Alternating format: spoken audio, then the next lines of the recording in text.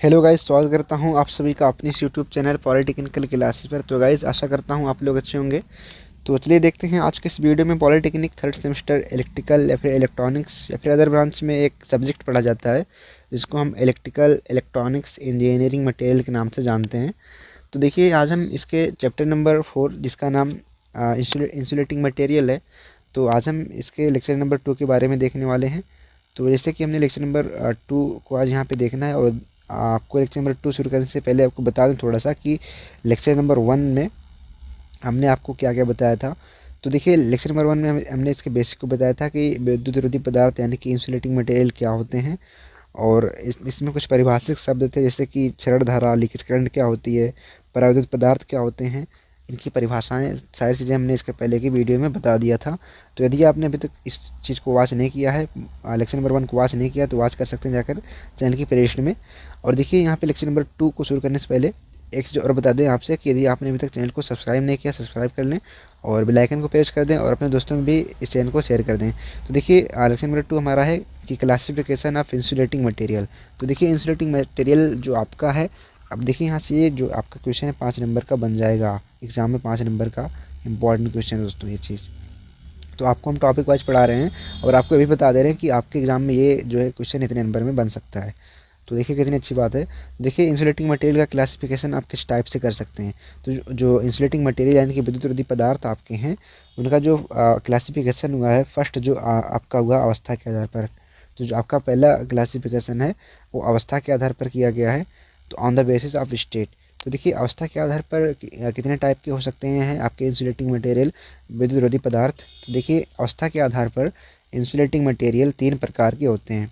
तो देखिए, 3 प्रकार के होते हैं। पहला है ठोस, तो आपको नाम ऐसे भी याद होगा, दूसरा आ गया होगा कि ठोस है, तो दूसरा द्रव हो जाएगा, तीसरा गैस हो जाएगा। तो पहला हम ठोस पढ़ेंगे यहाँ पे। तो देखिए, ठोस विद्युत रोधी पदार्थ यानी कि सॉलिड इंसुलेशन मटेरियल। तो देखिए, इसका अगर आप परिभाषा समझना चाहें तो आयतन और आकार क्या हो निश्चित हो। देखिए, ठोस के बारे में आपने पढ़ा है, बहुत ही बार आपने पढ़ा होगा कि जिसका आकार और आयतन क्या होता है, निश्चित होता है। जिसका आकार और आयतन निश्चित होता है ठोस कहलाता है, ठोस पदार्थ कहलाता है। तो परिभाषा तो हमने बता दी ठोस पदार्थ क्या होता है। और देखिए, ठोस विद्युत रोधी पदार्थ क्या होता है। तो यहाँ पे जो आपने कांच देखा होगा, अभ्रक देखा होगा, कागज़ भी दैनिक दैनिक जीवन में आप देखते होंगे, रबर भी का भी आप यूज करते होंगे, लकड़ी का भी, प्लास्टिक का भी आप यूज करते होंगे। तो ये सारे आपके ठोस विद्युत रोधी पदार्थ हैं। तो आशा करते हैं आप ठोस विद्युत रोधी पदार्थ को भली भांति समझ गए होंगे। और देखिए, ये विद्युत के सबसे ज़्यादा कुचालक पदार्थ होते हैं। तो ये जो पदार्थ होते हैं आपके ठोस वाले, सबसे ज़्यादा कुचालक पदार्थ होते हैं। मतलब कहने का ये है कि इन पदार्थों का आप जो है यूज कर सकते हैं धारा के मार्ग में रुकावट उत्पन्न करने के लिए। तो आशा करते हैं ये चीज़ आप समझ गए होंगे कि ठोस विद्युत रोधी पदार्थ क्या है, और एग्जाम्पल भी देख लिया आपने, और सबसे ज़्यादा कुचालक पदार्थ है होता है ये चीज़, तो ये भी आपने पढ़ लिया। अब देखिए, जो आपका सेकंड नंबर पे आता है इसी में, जो स्टेट अवस्था के आधार पर जो है आपका द्रव विद्युत रोधी पदार्थ। तो द्रव विद्युत रोधी पदार्थ क्या होता है कि जिसका आयतन क्या हो, निश्चित हो, आकार जो है अनिश्चित हो। तो आपने ये चीज़ तो पढ़ा है द्रव के बारे में, आयतन उसका निश्चित ही होता है, आकार क्या होता है, निश्चित होता है।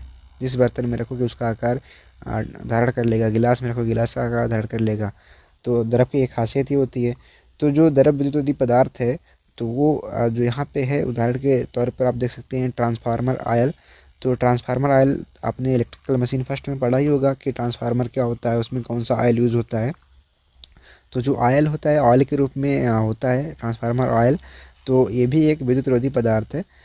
और देखिए, सर्किट ब्रेकर ऑयल जो होता है, ये भी विद्युत रोधी पदार्थ है। स्विच गियर ऑयल भी, शुद्ध जल यानी कि डिस्टिल वाटर एवं ब्रोमीन ईटीसी आपके द्रव विद्युत रोधी पदार्थ हैं। तो आशा करते हैं आप ये चीज़ समझ गए होंगे कि द्रव विद्युत रोधी पदार्थ क्या होता है और इसके एग्जाम्पल क्या हैं। तो अब चलिए देखते हैं यहाँ पे जो आपका तीसरा है कि गैस विद्युत रोधी पदार्थ यानी कि गैस इंसुलेटिंग मटेरियल। देखिए, गैस इंसुलेटिंग मटेरियल क्या होता है। तो आपने गैस के बारे में पढ़ा होगा कि आयतन और आकार दोनों अनिश्चित होते हैं। आयतन भी निश्चित नहीं होता, आकार भी अनिश्चित नहीं होता है, अनिश्चित होता है।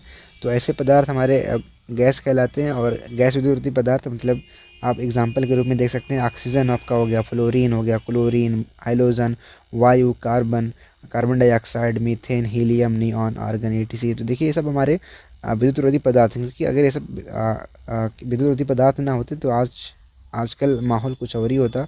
ऑक्सीजन आपके वायुमंडल में है, कार्बन डाइऑक्साइड आपके वायुमंडल में है, तो आप समझ सकते हैं सारी चीज़ों को। तो ये हमारे क्या हैं, गैस विद्युत रोधी पदार्थ हैं। तो आप इन सब चीज़ों को अच्छे से याद कर लीजिए, आपके एग्ज़ाम में ये क्वेश्चन 2 नंबर में भी आ सकता है। इस टाइप से आपसे पूछ सकता है कि गैस विद्युत रोधी पदार्थ के नाम लिखिए, तो ये सारे नाम आप लिख सकते हैं वहाँ पे। तो आशा करते हैं ये आपने समझ लिया होगा। अब चलिए देखते हैं आपका अवस्था के आधार पर तो हो गया। अब देखते हैं रासायनिक प्रकृति के आधार पर कितने प्रकार के होते हैं आपके इंसुलेटिंग मटेरियल विद्युत रोधी पदार्थ। देखिए रासायनिक प्रकृति के आधार पर ये निम्न प्रकार के होते हैं। पहला आपका जो है यहाँ पे कार्बनिक विद्युत रोधी पदार्थ यानी कि ऑर्गेनिक इंसुलेटिंग मटेरियल। अब देखिए कार्बनिक विद्युत रोधी पदार्थ नाम से पता चल रहा होगा कि ऐसा पदार्थ होगा जिसमें केवल कार्बन के तत्व पाए जाते होंगे। तो देखिए हमने यहाँ पे आपके याद करने के लिए लिख भी दिया है कि ओनली सी के तत्व यानी कि ओनली कार्बन के तत्व। तो ऐसे विद्युत रोधी पदार्थ जिसमें कार्बन के तत्व ही पाए जाएंगे तो आपके कार्बनिक विद्युत रोधी पदार्थ कहलाएंगे। तो आप परिभाषा को लिख भी सकते हैं अपने हिसाब से। और देखिए रासायनिक प्रकृति के आधार पर कार्बनिक विद्युत रोधी पदार्थ के उदाहरण निम्नवत हैं। तो कार्बनिक पदार्थ जो उदाहरण यहाँ पे हैं विद्युत रोधी पदार्थ के, आप देख सकते हैं कि आपका जो प्लास्टिक हो गया, टेफ्लॉन हो गया, पेपर हो गया, पॉलीस्टीरीन हो गया, पॉलिस्टर हो गया, पॉलीविनाइल क्लोराइड हो गया, ये आपके सब कार्बनिक विद्युत रोधी पदार्थ हैं। और ये सब आपके ठोस विद्युत रोधी पदार्थ भी हैं। साथ साथ में क्या है, ठोस विद्युत रोधी पदार्थ भी हैं, क्योंकि इनकी जो स्टेज है, इनकी जो अवस्था है ठोस रूप में। प्लास्टिक ठोस है, टेफ्लॉन ठोस है, पेपर भी ठोस का ही रूप लिए रहता है। तो आशा करते हैं ये चीज़ आप समझ गए होंगे। अब चलिए देखते हैं यहाँ पे विषमांगी कार्बनिक विद्युत रोधी पदार्थ। तो देखिए विषमांगी कार्बनिक विद्युत रोधी पदार्थ यानी कि हेट्रो ऑर्गेनिक इंसुलेटिंग मटेरियल। तो देखिए इसमें क्या होता है कि कार्बन भी पाया जाता हो, उसके अंदर उसके अलावा और भी एलिमेंट हो, जैसे कि कार्बन के अलावा हाइड्रोजन भी हो और कुछ एलिमेंट हो, तो वो आपके विषमांगी कार्बनिक विद्युत रोधी पदार्थ कहलाएंगे। जैसे कि देखिए हमने यहाँ पे लिख रखा है कि रासायनिक प्रकृति के आधार पर विषमांगी कार्बनिक विद्युत रोधी पदार्थ के उदाहरण निम्नवत हैं। तो एग्जाम्पल क्या क्या हो सकते हैं, सिलिकॉन है, फास्फर है, ATC। तो देखिए सिलिकॉन और फास्फर यहाँ पे दो काफ़ी इंपॉर्टेंट नाम यहाँ पे हैं, तो आप इसको याद रखिएगा कि ये सब हमारे यहाँ पे विषमांगी विद्युत रोधी पदार्थ हैं। तो आशा करते हैं समझ गए होंगे इस चीज़ को। और देखिए यहाँ पे आपका जो तीसरा है अकार्बनिक विद्युत रोधी पदार्थ, यानी कार्बन के अलावा भी और अन्य तत्व जैसे कि नाइट्रोजन हो, सल्फर हो और सारे तत्व हों, तो हमारे अकार्बनिक विद्युत रोधी यानी कि इनऑर्गेनिक इंसुलेटिंग मटेरियल कहलाएंगे। और देखिए रासायनिक प्रकृति के आधार पर अकार्बनिक विद्युत रोधी पदार्थों के उदाहरण निम्नवत हैं। तो आप एग्जाम्पल भी देख सकते हैं, ग्लास हुआ, पोर्सिलेन हुआ, सिरेमिक हुआ, माइका हुआ, एस्बेस्टास और सारे जो पदार्थ यहाँ पे हैं आपके सब आपके अकार्बनिक विद्युत रोधी यानी कि इनऑर्गेनिक इंसुलेटिंग मटेरियल पदार्थ हैं। तो आशा करते हैं आप इस चीज़ को समझ गए होंगे सारी चीज़ों को। और देखिए आपका हमने यहाँ पे दो चीज़ के आधार पर बता दिया। पहला आपका अवस्था के आधार पर था, अवस्था के आधार पर, और दूसरा आपका यहाँ पे था रासायनिक प्रकृति के आधार पर। अब हम यहाँ पे देखेंगे तापक्रम के आधार पर, क्योंकि टेम्परेचर का भी इफ़ेक्ट आप देखते होंगे कि विद्युत रोधी पदार्थ पर काफ़ी ज़्यादा पड़ता है। तो इसीलिए हम तापक्रम के आधार पर on the basis of temperature के आधार पर भी विद्युत रोधी पदार्थों के वर्गीकरण के बारे में देखेंगे। तो देखिए तापक्रम के आधार पर टेम्परेचर के अकॉर्डिंग विद्युत रोधी पदार्थ निम्नवत हैं। तो देखिए क्लास वाई इंसुलेटिंग मटेरियल, तो ये देखिए ये टॉपिक काफ़ी ज़्यादा पूछा जाता है, ये काफ़ी इंपॉर्टेंट टॉपिक है, तो इसको आप ध्यान रखिएगा। क्लास वाई इंसुलेटिंग मटेरियल, तो पहला जो आपका इसमें टेम्परेचर के आधार पर क्लास वाई का है, जो इसमें देखिए क्या है, क्लास वाई में इस वर्ग के इंसुलेटिंग मटेरियल 90 डिग्री सेल्सियस तापक्रम तक सफलतापूर्वक कार्य कर सकते हैं। मतलब अगर आप 90 डिग्री सेल्सियस इस पर तापक्रम देते हैं तो ये सफलतापूर्वक वर्क करेंगे। जिस भी सर्किट में आप लगाएंगे अगर वहाँ का जो तापमान है 90 डिग्री सेल्सियस तक है, तो ये जो क्लास वाई के इंसुलेटिंग मटेरियल होंगे वो आपके सफलतापूर्वक वर्क करेंगे, सफलतापूर्वक क्या करेंगे, वर्क करेंगे। और यदि आपने 90 डिग्री से तापमान को ज़्यादा किया, टेम्परेचर को 90 डिग्री से क्या किया, बढ़ा दिया यहाँ पे, तो फिर क्या हो जाएगा, ये ध्वस्त हो जाएगा, मतलब नष्ट हो जाएगा। तो आप इस चीज़ को समझ गए होंगे आशा करते हैं। तो जैसे इसमें देखिए एग्जांपल आपके सिल्क हैं, पेपर हुए, ये सब आपके 90 डिग्री तापमान तक ही जो है तापमान को झेल सकते हैं। तो ये हमारे क्लास वाई इंसुलेटिंग मटेरियल पदार्थ कहलाएंगे, सिल्क पेपर हुआ। अब चलिए देखते हैं आपका जो दूसरा है क्लास ए इंसुलेटिंग मटेरियल। तो देखिए क्लास ए इंसुलेटिंग मटेरियल क्या चीज़ है।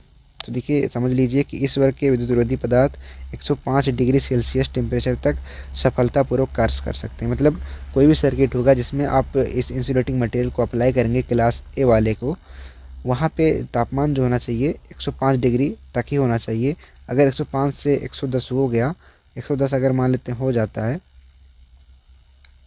तो फिर क्या हो जाएगा, क्लास ए का जो इंसुलेटिंग मटेरियल होगा वो आपका ध्वस्त हो जाएगा। जैसे कि सिल्क हो गया, आपका परावैद्युत पदार्थ में डूबे हुए कार्टन हो गए, तो क्या हो जाएंगे, ध्वस्त हो जाएंगे, मतलब नष्ट हो जाएंगे। तो इस चीज़ को भी आप समझ रहे होंगे अच्छे से। तो आशा करते हैं आप यहाँ तक चीज़ों को समझ गए होंगे। अब चलिए देखते हैं आपका जो तीसरा है यानी कि क्लास ई इंसुलेटिंग मटेरियल क्या चीज़ होता है। तो देखिए क्लास ई इंसुलेटिंग मटेरियल क्या होता है कि इस वर्ग के insulating material 120 degree Celsius temperature तक सफलतापूर्वक कर सकते हैं। देखिए ये जो है 120 डिग्री तक झेल सकता है, मतलब काफ़ी अच्छा इंसुलेटिंग मटेरियल है, जो है काफ़ी ज़्यादा तापमान को सहन कर सकता है। तो जैसे कि इसमें देखिए एनेमेल्ड वायर है, सेल्यूलोज है, ट्राई एसीटेट फिल्म है। तो ये सारे जो आपके इंसुलेटिंग मटेरियल हैं क्लास ई के जो है उसमें आते हैं, और ये जो है 120 डिग्री तक के सेल्सियस को तापमान को झेल सकते हैं। तो ये चीज़ आपके लिए काफ़ी इंपॉर्टेंट चीज़ है। अब चलिए देखते हैं यहाँ पे क्लास बी इंसुलेटिंग मटेरियल। तो देखिए क्लास बी इंसुलेटिंग मटेरियल क्या होता है कि इस वर्ग के विद्युत विरोधी पदार्थ 130 डिग्री टेम्परेचर तक सफलतापूर्वक कार्य कर सकते हैं। तो देखिए ये जो है 130 डिग्री तक ही तापमान को झेल सकता है, जो कि काफ़ी अच्छा है। देखिए इसके पहला वाला था 120 तक था, अब ये क्लास बी वाला है, तो ये क्या है 130 तक झेल सकता है तापमान को। तो देखिए इसके एग्ज़ाम्पल तो खैर दिए नहीं गए हैं, तो आप जो है यहाँ पे एग्ज़ाम्पल देखिए यही हो सकता है, क्योंकि यहाँ पे जो आपका एनामेल्ड वायर है, सेलुलोज है, इसके भी एग्ज़ाम्पल वही हो सकते हैं यहाँ पे, क्योंकि 120 और 130 में ज़्यादा फ़र्क आप देख नहीं रहे हैं। तो ये जो चीज़ है आपका यहाँ सेलुलोज हो गया और आपका जो एनिमेल्ड वायर होगा, इसके भी एग्जांपल आपके ये हो जाएंगे। तो ऐसा करते हैं ये भी आप समझ गए होंगे। और देखिए क्लास एफ इंसुलेटिंग मटेरियल। तो देखिए क्लास एफ इंसुलेटिंग मटेरियल क्या होगा कि इस वर्ग के विद्युत विरोधी पदार्थ 155 डिग्री सेल्सियस टेम्परेचर को सहन कर सकते हैं। जैसे कि रेसादार कांच हो गया, आपका एस्बेस्टास हो गया, एपॉक्सी क्रॉस लिंक्ड हो गया। तो ये सारे आपके जो विद्युत विरोधी पदार्थ हैं, इंसुलेटिंग मटेरियल हैं, क्लास एफ की श्रेणी में आते हैं, और ये 155 डिग्री तक के सेल्सियस को सहन कर सकते हैं। तो ये इतनी चीज़ आपको याद होनी चाहिए कि किस ग्रुप का तत्व ये है, क्लास एफ का है कि क्लास ए का है, बी का है, और कितने तापमान को सहन कर सकता है। तो ये इतनी चीज़ें अगर आपको याद रहती है तो आप एग्ज़ाम में 100% आप इसमें इस टॉपिक पे बहुत ही अच्छा मार्क ला पाएंगे। और देखिए आपका है क्लास एच इंसुलेटिंग मटेरियल। तो क्लास एस इंसुलेटिंग मटेरियल में क्या है कि इस वर्ग के इंसुलेटिंग मटेरियल 180 डिग्री टेम्परेचर तक सफलतापूर्वक कार्य कर सकते हैं। सिलिकॉन हो गया, silicon, elastomer, glass fibre, asbestos. तो ये सब हमारे क्लास एच की श्रेणी में आते हैं, जो कि 180 डिग्री तक के टेम्परेचर को सहन कर सकते हैं। किसी भी सर्किट में आप अप्लाई करेंगे तो वहाँ पे अगर तापमान 180 डिग्री तक है तो ये जो इंसुलेटिंग मटेरियल है वर्क करेगा। अगर गलती से 200 डिग्री आपने अप्लाई किया टेम्परेचर को, ये उसी टाइम नष्ट हो जाएगा। तो ये चीज़ आप समझ रहे होंगे। और देखिए क्लास सी इंसुलेटिंग मटेरियल। तो क्लास सी इंसुलेटिंग मटेरियल जो कि हमारा लास्ट टॉपिक है, क्या है इसमें देखिए, इस वर्ग के इंसुलेटिंग मटेरियल 180 डिग्री से अधिक टेम्परेचर पर वर्क करते हैं। मतलब अगर 180 डिग्री से अधिक का टेम्परेचर है तो इस वर्क के यानी कि क्लास सी वाले इंसुलेटिंग मटेरियल को आप वहाँ पे लगाएं और आपका वर्क होता रहेगा। जैसे कि माइका हो गया, पोर्सिलेन हो गया, ग्लास क्वार्टज हो गया, एस्बेस्टास हो गया, सिरेमिक, ईटीसी आपके जो हैं क्लास सी के एलिमेंट हैं, क्लास सी के इंसुलेटिंग मटेरियल हैं।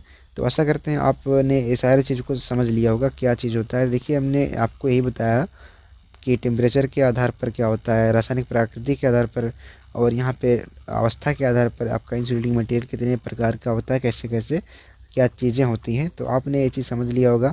और देखिए दोस्तों, अगर वीडियो अच्छी लगी तो वीडियो को लाइक कर दें और दोस्तों में अपने चैनल को शेयर भी कर दें। और देखिए वीडियो बनाने में काफ़ी मेहनत लग जाता है, तो इसीलिए कमेंट भी कर दिया करें। इससे क्या होता है, हौसला बढ़ जाता है, मतलब वीडियो बनाने में और ही मज़ा आता है, मतलब एक अलग ही लेवल का जुनून होता है। तो आशा करते हैं ये चीज़ आप समझ रहे होंगे हमारी बात को। और देखिए टेलीग्राम ज्वाइन कर लीजिए, पॉलिटेक्निकल क्लासेस के नाम से टेलीग्राम चैनल है, जिस नाम से आपका यूट्यूब चैनल है देखिए चैनल आप ही का है, चार चीज़ें आप ही की है, क्योंकि आप हैं तो हम हैं, तो समझ रहे होंगे बात को। और एकदम जो है बगैर टेंशन होकर के आप पढ़िए, और जल्दी एक वीडियो लाने वाले हैं आपके लिए कि आपका जो एग्ज़ाम, आप जो देखिए 2 सेमेस्टर आपको पढ़ना है, तो किस टाइप से आप पढ़ेंगे, तो उस पर एक वीडियो आने वाली है जल्दी ही। तो मिलते हैं आपसे अगली वीडियो में, तब तक के लिए बाय बाय, टेक केयर।